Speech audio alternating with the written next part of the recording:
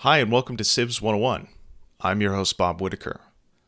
On today's episode, we'll be looking at the Spanish, led in Civ 6 by Philip II. Spain feels like an original Civ, but in fact was only introduced in Civilization II.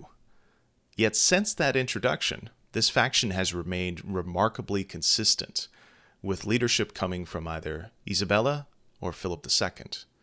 In this way, the Spanish Civ has remained similar to the original Civs like India or the Aztecs, with the same leaders and the same characteristics for this Civ essentially preserved for players since the mid-1990s.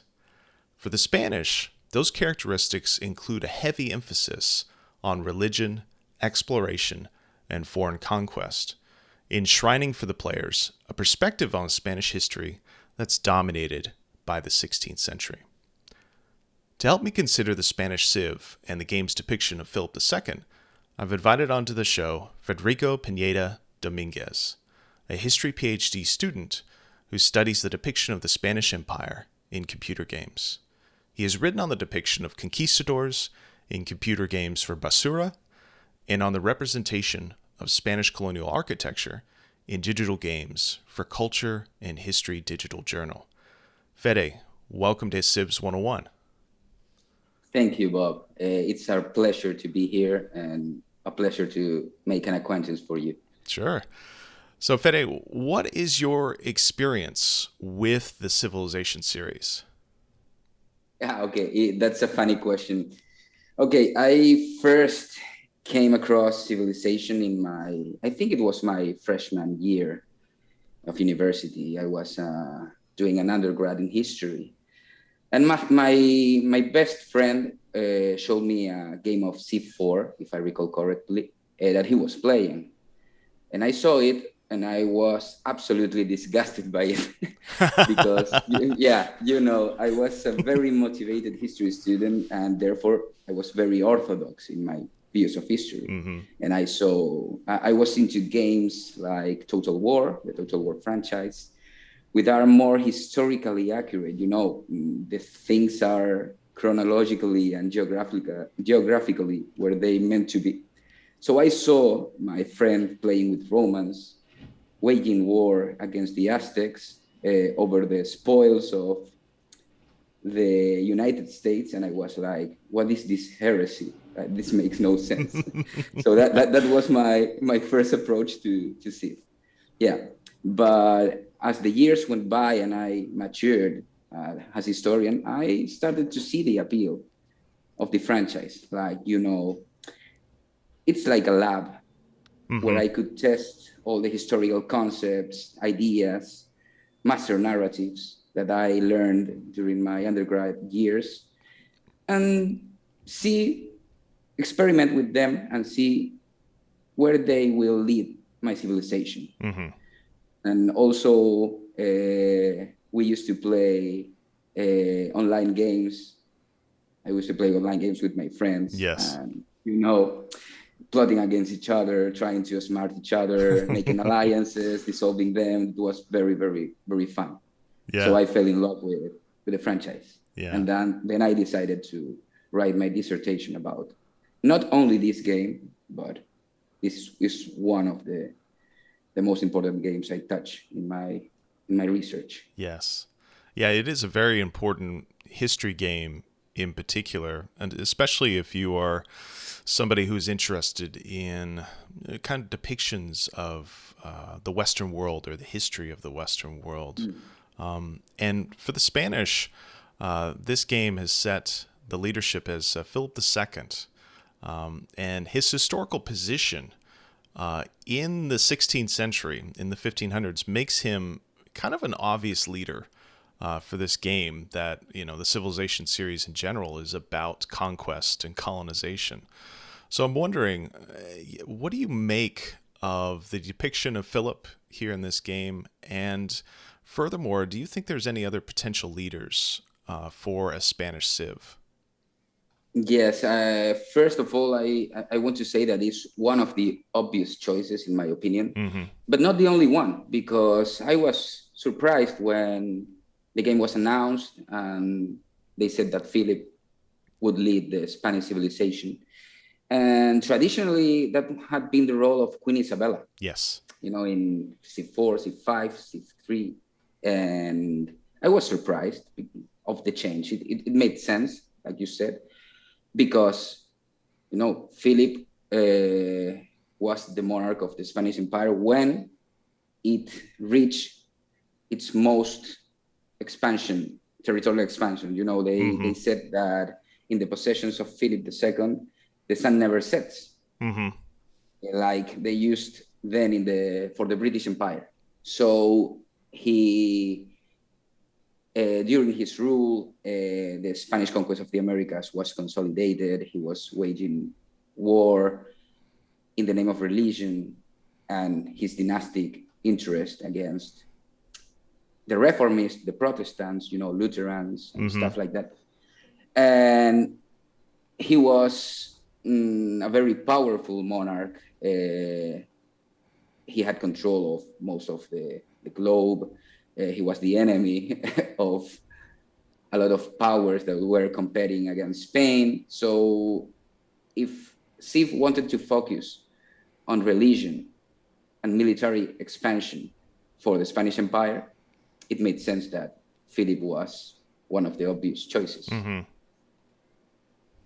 Yeah, and I mean, it kind of enshrines for the player, as I said at the top, it kind of enshrines this perspective of Spanish history that's dominated by, what we would call in the States the Age of Discovery. Kind of this time period in the 15th century, 16th century of Spanish expansion, particularly into the New World. And, I'm just wondering, do you think, looking from the outside, it does seem like that kind of limits Spanish history to this one moment in the early modern period. But of course, we know Spanish history goes much further in the past and much further into the future. So I'm just wondering, do you think that Philip is the right leader for the Spanish Civ, or can you think of anybody else, maybe from a different time period that could fill that role?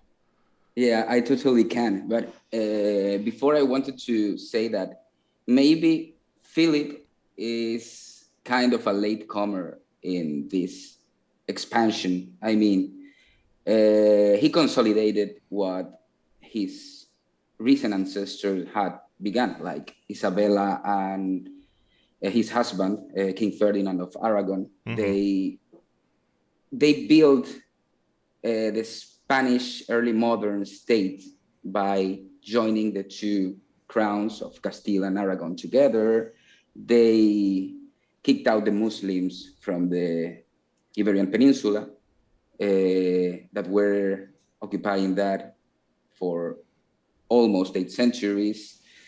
They established the Spanish Inquisition. That the Inquisition plays a big role in the traits of Spain as a civilization in this game, because their inquisitors are more powerful and stuff like that. And then they were the patrons of Christopher Columbus in his travels that led to the discovery of the Americas.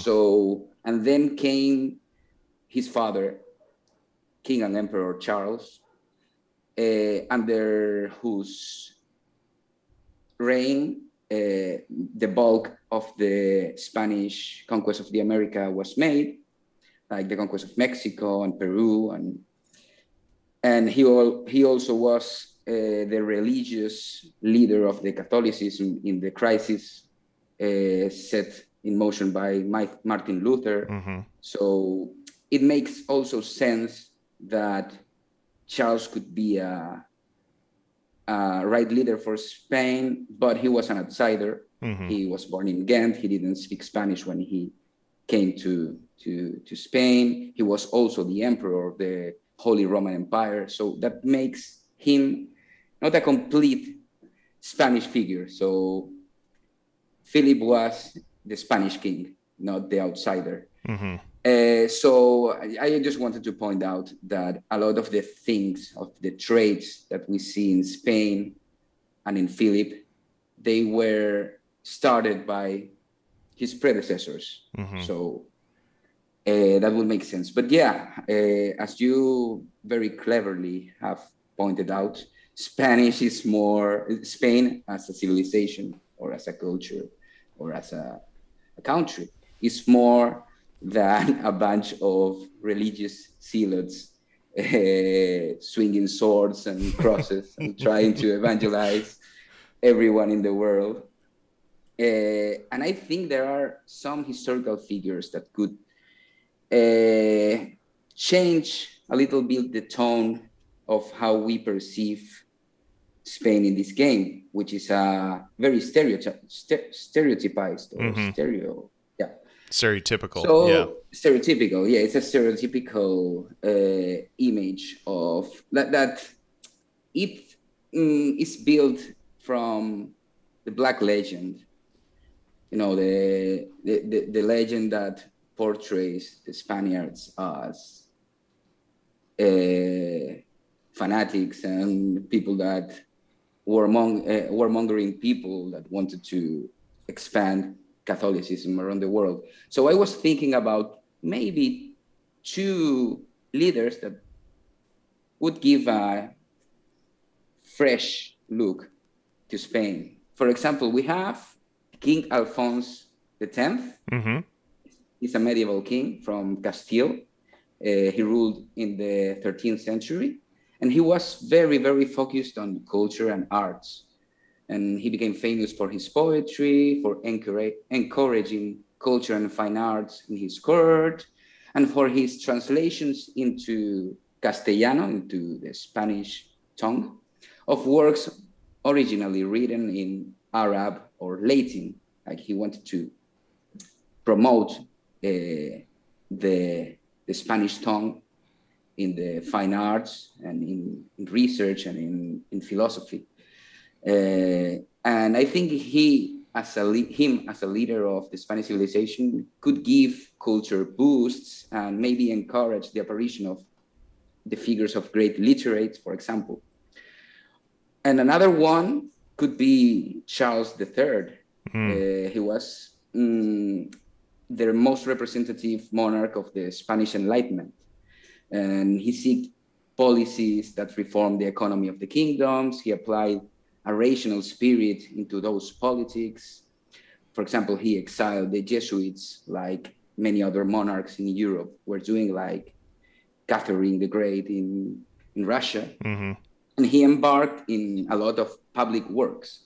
In fact, he was nicknamed the King Major, like the mayor of a city, because for all the urbanistic changes he made to Madrid, and in the spirit and rationality of urbanism and enlightenment. So maybe he could give boost to production of buildings, facilities, and even wonders in gameplay wise. So I think those could be candidates.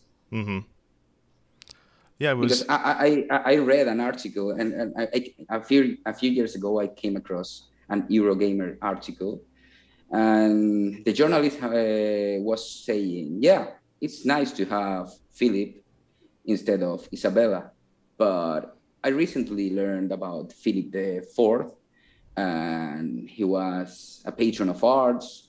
He boosted the career of Diego Velázquez, and he was wondering, maybe a different king, more focused on culture and arts, could be nice. So we are not the first people that have wondered how Spain would look like in Civ under the rule of another king. Yeah, it's interesting. I was just looking over the Spain's entry here in the Civlopedia, the in-game encyclopedia in Civ 6, and it is I think a pretty detailed document, at least compared to some of the other entries for other national leaders. The historical context section, I think, is relatively strong, kind of outlining the history following from the Middle Ages, and then Ferdinand and Isabella, and then going down to Philip and the so-called Golden Age of Spanish history. But one thing that struck me is there's some discussion here near the end. Let me see if I can find it. So some discussion here of kind of cultural figures in Spain. You've got artists and Cervantes, of course. And I'm wondering, is there any kind of way in which you might consider a figure from Spain's cultural history, maybe an artist, a painter, a writer, as a potential leader for the Spanish Civ? Oh, I can think of a lot of artists that Spain has given to the world. It states there that Cervantes and Lope de Vega are some of these figures. Cervantes could be an obvious choice because he's the author of Don Quixote de la Mancha, and that's one of the most important novels in the history of mankind. But we have a lot more. I don't know if it stated that it talks only about the golden age of Spanish fine arts, but we also have the silver age. And I was really impressed. I didn't remember that the quote or the text here in the Civilopedia starts with a quote from Federico Garcia Lorca. Yes. He's one of our most important poets, and he's part of the Silver Age with Salvador Dalí, with Pablo Picasso, and many other authors, Antonio Machado, poets, plastic artists that revolutionized the arts. So I think that it doesn't make justice to Spain to focus only in religion and war. When people come to Spain, especially to Madrid, to see fine arts, you have Museo del Prado, and there are a lot of the most important works of art that humanity has created. So maybe figures like Cervantes I think the most representative would be Cervantes because of its cultural impact worldwide. Yeah, and I'm just going to take a check here and see if, because they have this section here for great people, which is where you get a lot of the kind of major cultural figures down through the ages. And I was just going to check, and here's Cervantes here as a great person and his great works listed as well.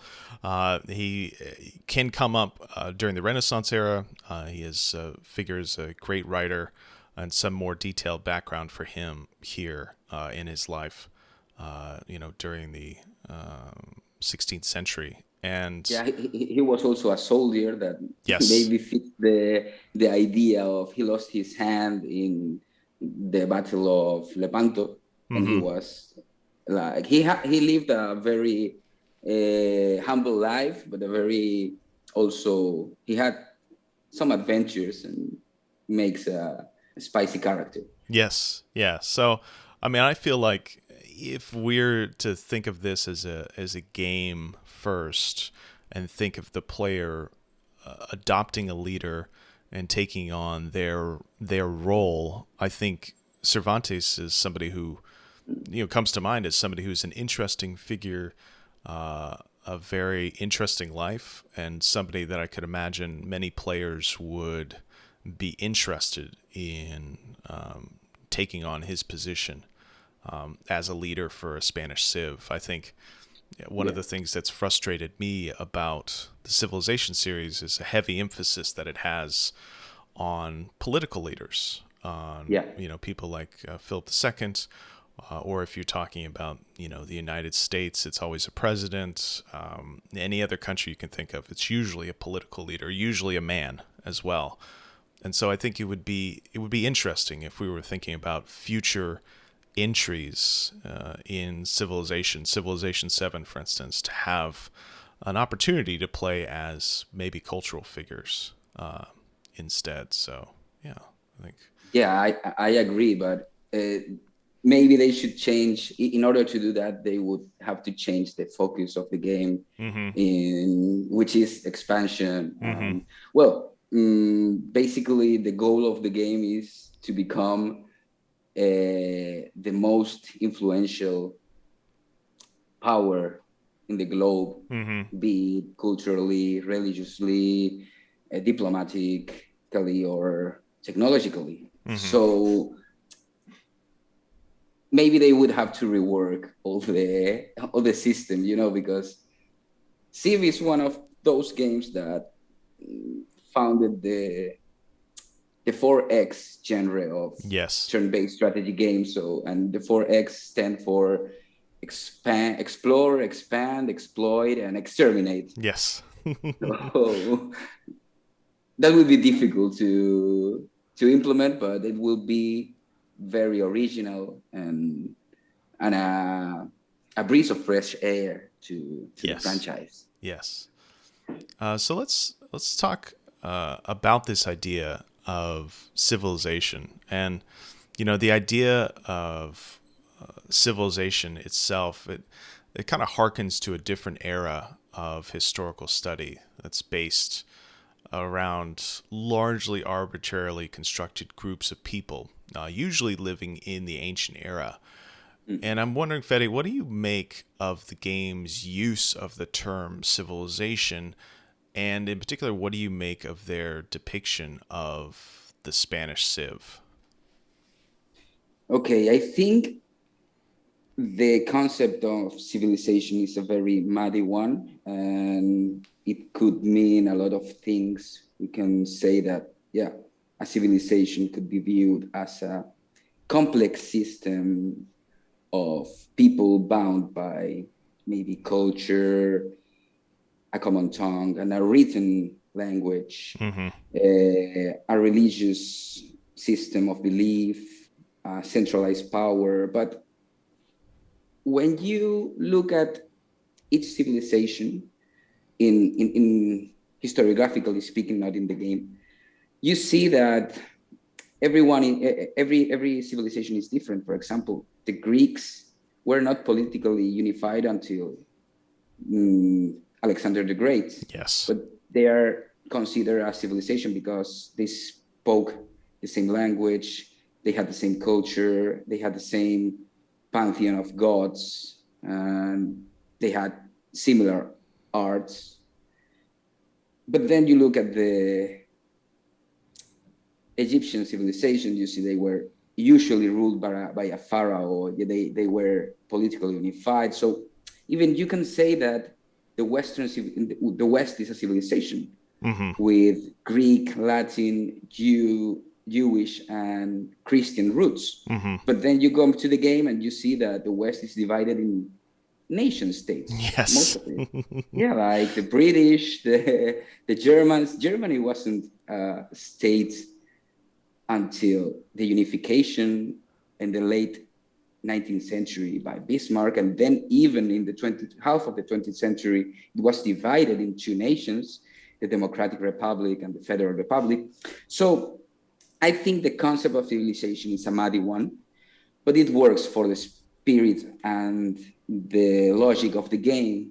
And because the motto of civilization, the Civilization franchise, is build a civilization that stands the test of time. So Right. civilizations can, when you think about a civilization, you see something that encompasses history, like that can spawn for millennia.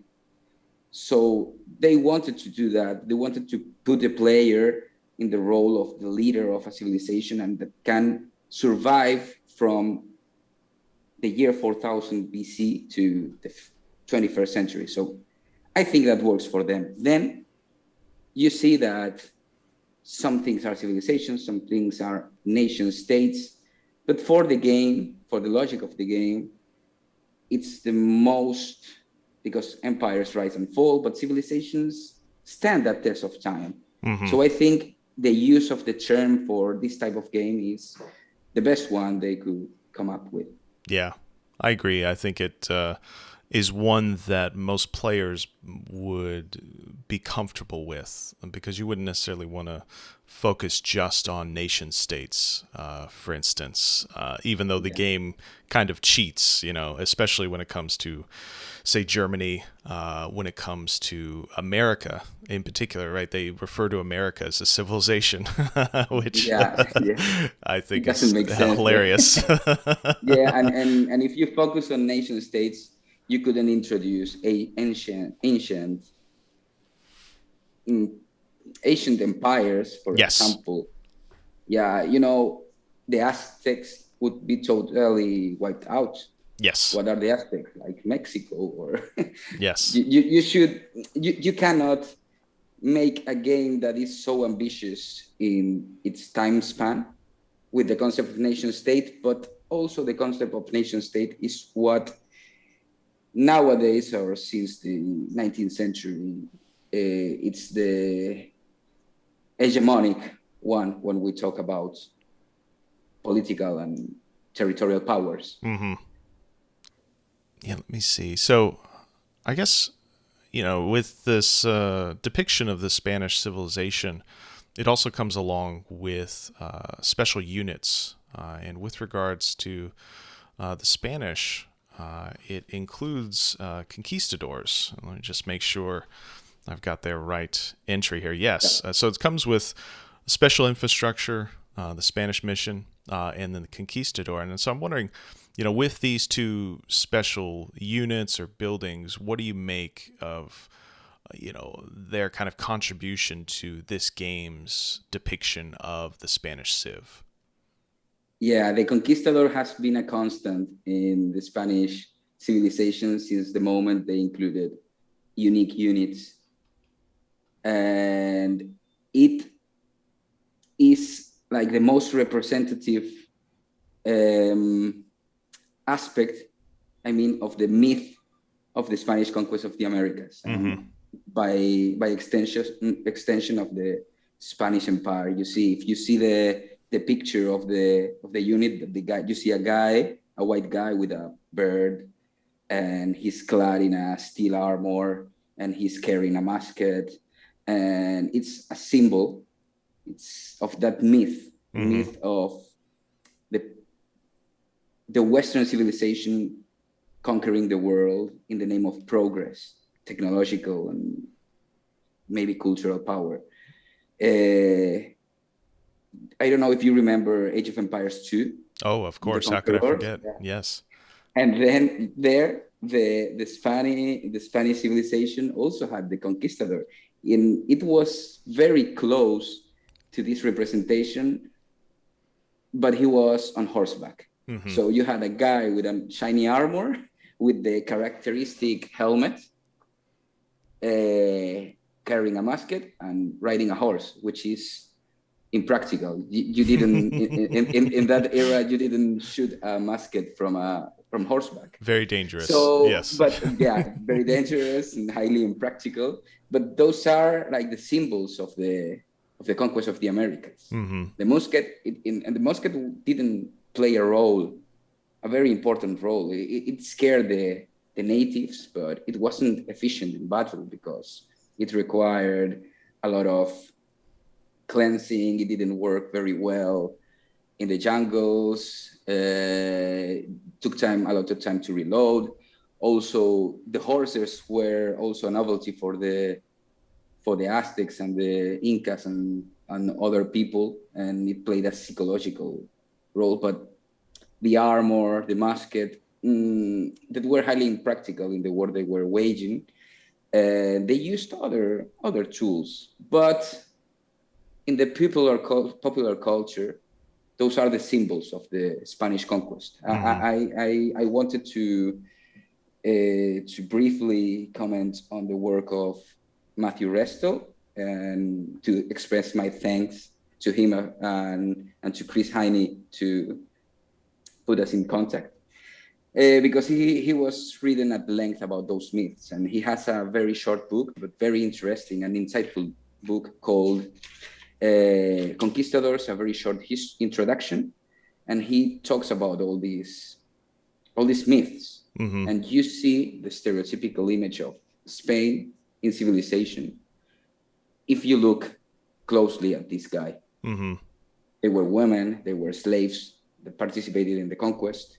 They were not just white guys from Spain. So that's a figure I would like to get rid of in the future entries. Maybe, I don't know, put some Spanish guerrilleros from the Napoleonic Wars or stuff like that. Yeah, just More anything else. variety. Anything And yeah, else. and the mission is the same. It's evangelizing the new world, space and science.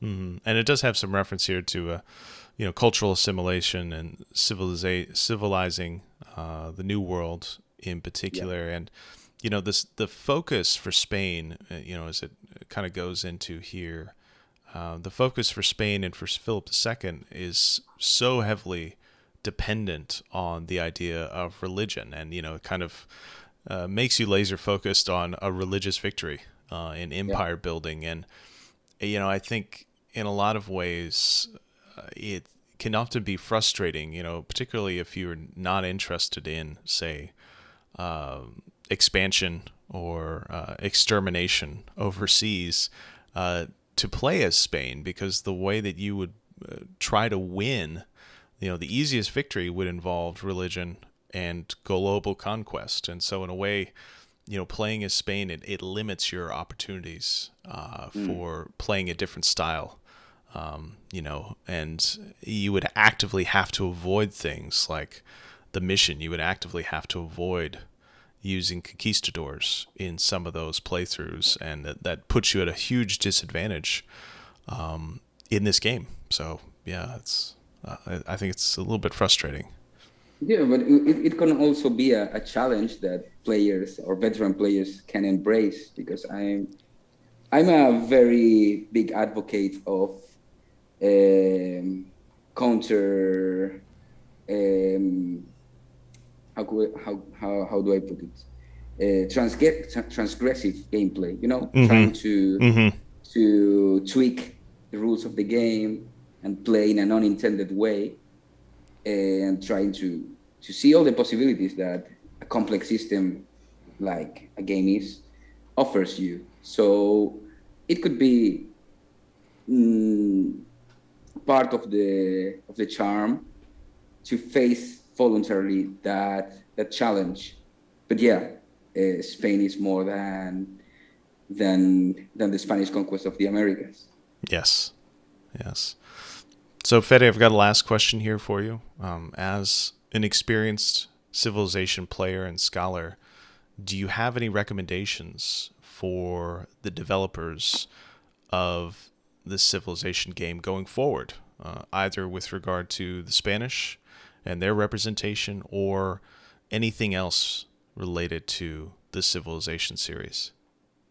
Yes, and I hope they will hear me out here. Yeah, I hope they are subscribed to this podcast.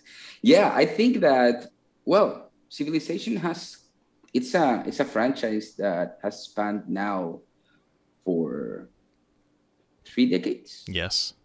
Yeah, and they have come a long way in making the game more varied, more complex, because the first games were like very focused on the logics of the Cold War and military might and conquest.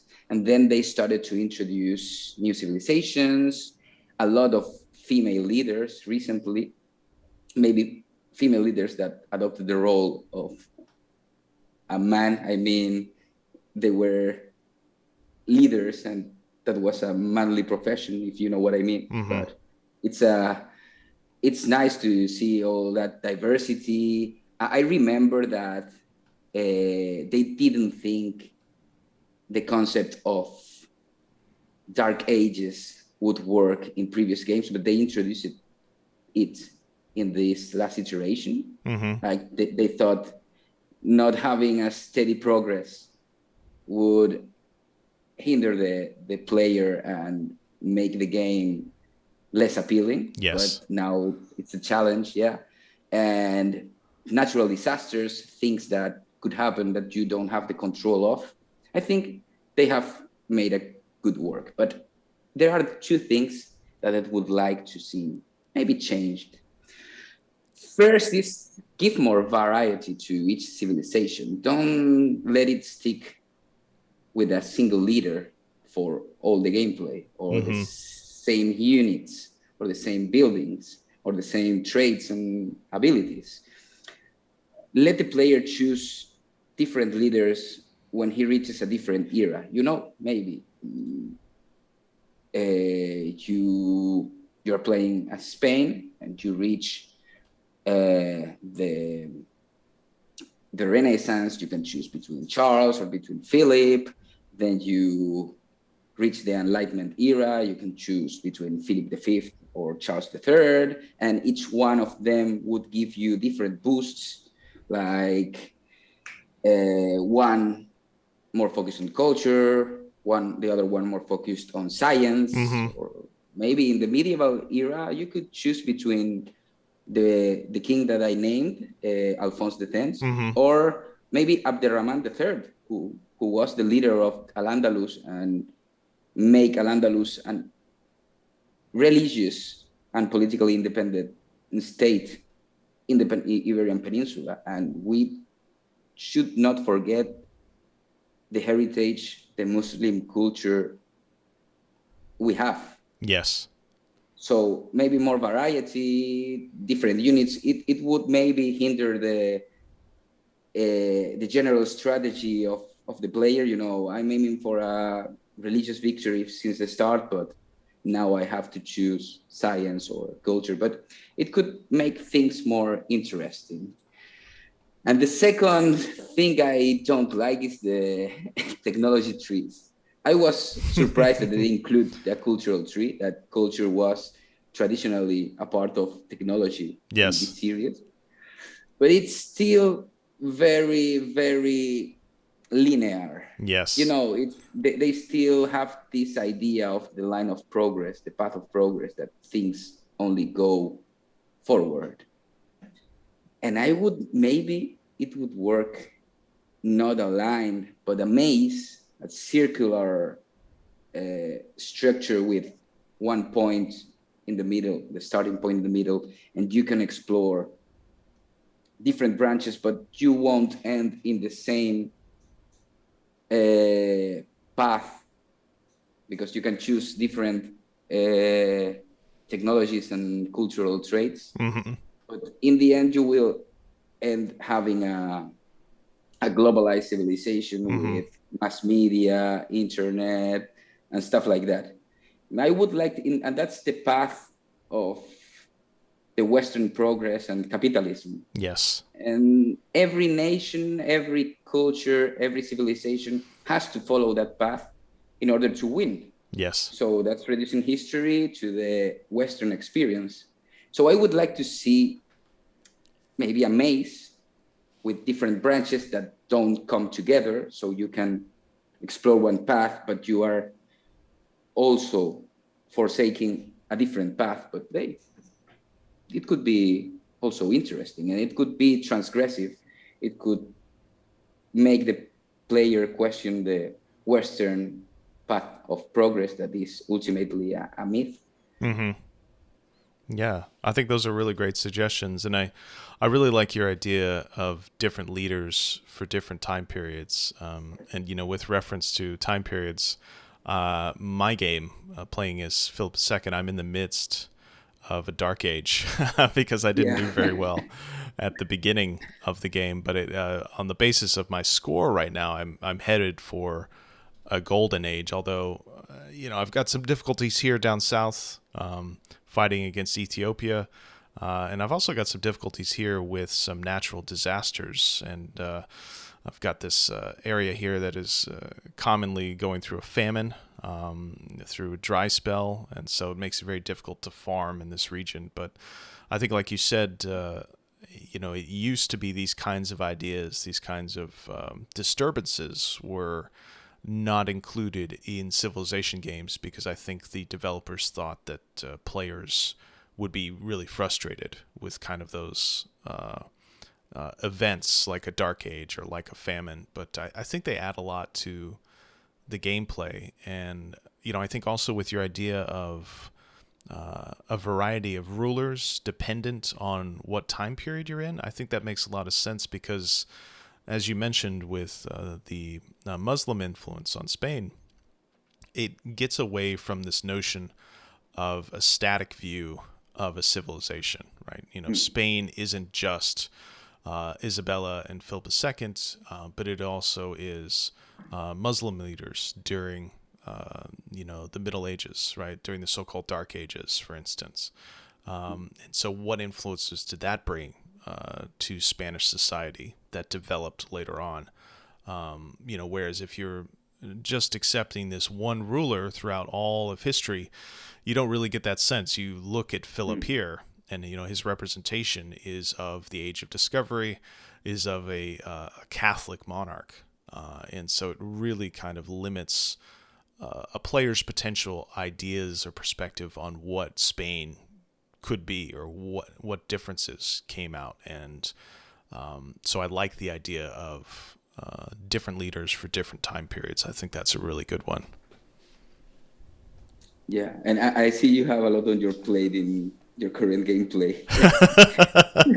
things are not going that great. But that's nice. That's a nice touch that they introduce it with the disasters and the dark ages, because maybe before Civ was like a textbook, like it was all orderly, it was like all rational, but now it's more like the past, because the past is a chaos that we historians try to make sense of.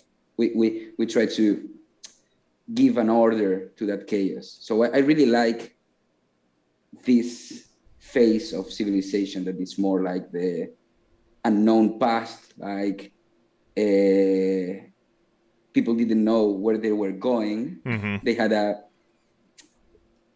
an idea that where they wanted to go, but they didn't know. But when you see things like the technological tree or the cultural tree, you see where it leads you. Like it's like your leader has the foresight to see what the 21st century would be, and that's more historiography and not the past. Yes. So I really like all the chaos, all the things that could happen that you didn't plan, that you have to adapt and survive.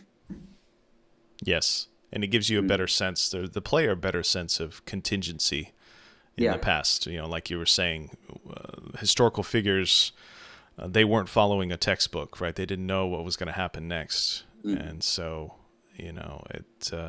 I think it makes sense for a game that is attempting to simulate the past to have those unexpected turns and those unexpected events. And I think it's not only more historically authentic, but also more interesting to play. I think I have more interest, even though things are going poorly, especially here.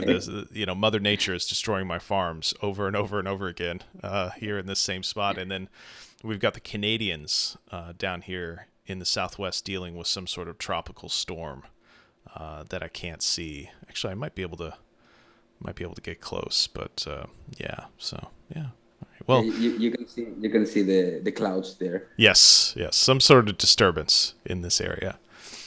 All right. Well, I think that does it for all my questions. Fede, thank you so much for joining me on Civs 101.